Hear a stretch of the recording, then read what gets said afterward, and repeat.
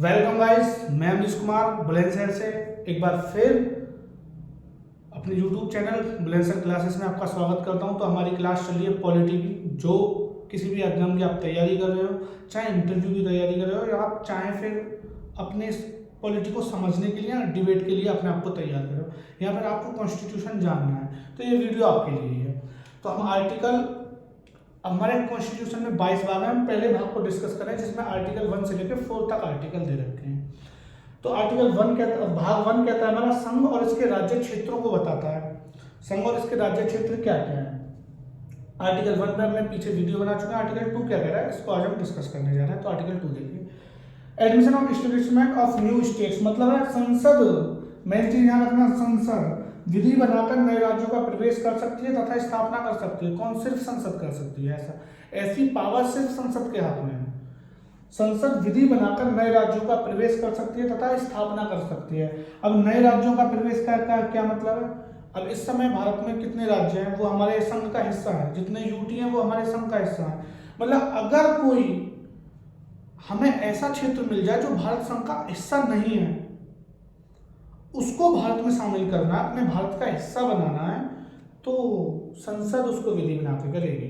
संसद उसको विधि बनाकर करेगी, ये कहना चाहता है ये आर्टिकल। नए राज्यों का प्रवेश का मतलब है वो हिस्सा जो भारत संघ का,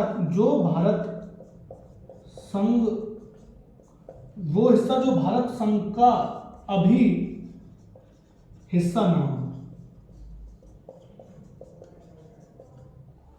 उसको अगर अपने क्षेत्र में शामिल करना है तो उसके लिए संसद ही कानून बनाएगी। वो भी उचित शर्तों के साथ बना सकती है। संसद उस पर कंडीशन रख सकती है। स्थापना कर सकती है। क्या मतलब? स्थापना कर सकती है जो भारत का हिस्सा ना हो, पहले से भारत का हिस्सा ना हो, उसको अपना बना सकती है। जो पहले से भारत का हिस्सा ना हो, जो पहले से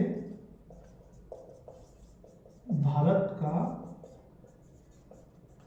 हिस्सा ना हो, जो पहले से भारत का हिस्सा ना हो।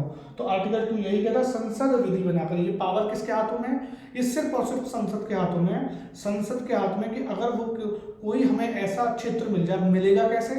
आप युद्ध में जीत सकते हो, या कोई आपके हिंद महासागर में कोई द्वीप निकल आया, भारत ने उसको अपना क्षेत्र बना लिया और फिर बाद में अपना कानून पास कराया, संसद में जाके पार्लियामेंट में कानून पास कराया कि आज से भारत संघ का क्षेत्र का हिस्सा है, तो वो फिर भारत संघ के क्षेत्र का हिस्सा है। या आपने युद्ध में जीत लिया, या आपने अंतर्राष्ट्रीय किसी देश के साथ आपकी संधि हुई, आपने उनका टुकड़ा, भूमि का टुकड़ा अपने पास रख लिया, उनने आपको दिया, या उपहार स्वरूप में आपको कोई हिस्सा मिला हो, तो उसको पहले संसद कानून बनाएगी, तब जाके ऐसा करेगी।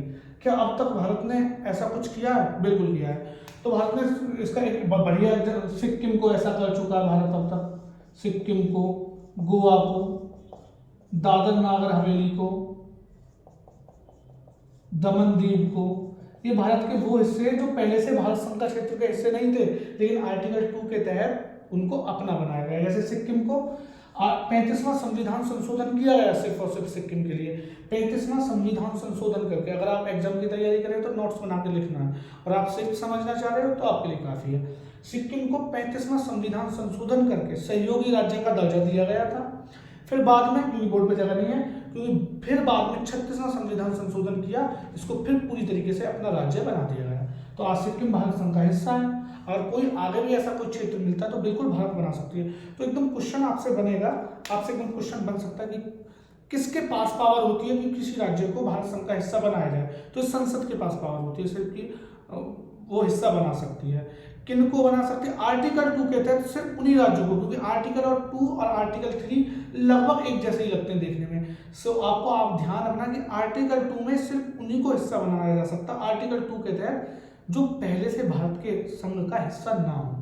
आर्टिकल 3 जो बात करेगा, जो अगली वीडियो आएगी, वो बात करता है अपने राज्यों की जो पहले से हैं, और आर्टिकल 2 बात करता है जो पहले से भारत संघ का हिस्सा ना हो। और अब तक ऐसा भारत किसके साथ? गोवा है, सिक्किम है, दादर नागर हवेली, दमन। गोवा पहले जब आज़ाद हो गया तो भारत आज़ाद हुआ था, उस समय गोवा आज़ाद नहीं हुआ था।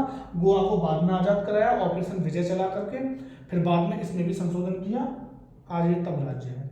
तो मिलते हैं फ्रेंड्स आर्टिकल 3 के साथ। तब तक के लिए धन्यवाद।